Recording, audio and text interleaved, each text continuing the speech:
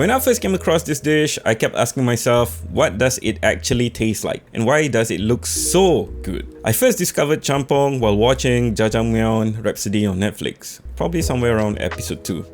And the moment I saw it, I became curious about what goes into making this famous Korean noodle dish. So I started doing my research, I asked my girlfriend lots of questions, I watched countless of YouTube videos and dramas, and experimented with different ingredients to create a halal version of it. Thankfully, my girlfriend, who is a Korean, managed to gauge how close I got to the authentic taste. What I found was that many Jjampong recipes aren't halal because they may contain ingredients such as mirin, soju, or pork. For those of you who don't know, Jjampong is a spicy Korean seafood noodle soup that's loved by many Koreans and often enjoyed with family and friends. And today we are making a halal version of this delicious dish, so without wasting more time, let's head off to the kitchen and get started. Okay, welcome back to the kitchen with me, and today we're gonna cook something very delicious and it's called Jjampong.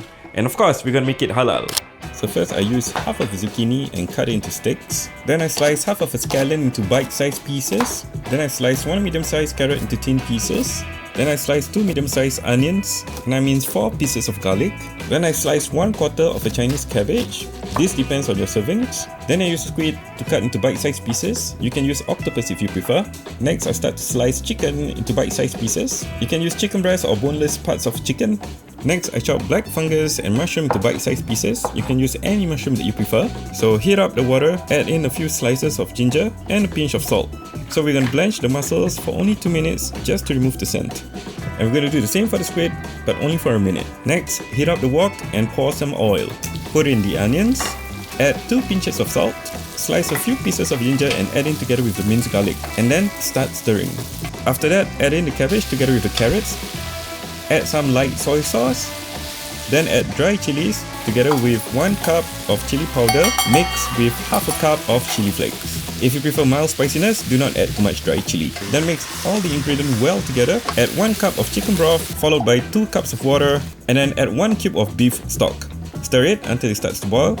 Add 2 teaspoons of oyster sauce, half a teaspoon of dark soy sauce, and mix them.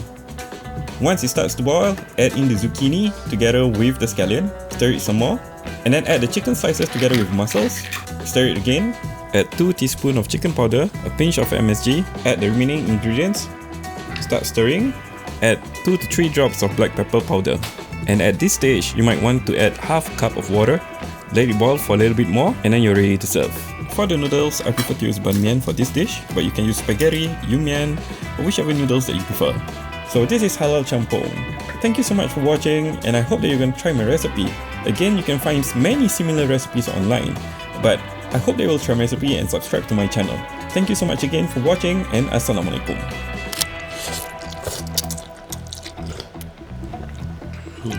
Wow, nice.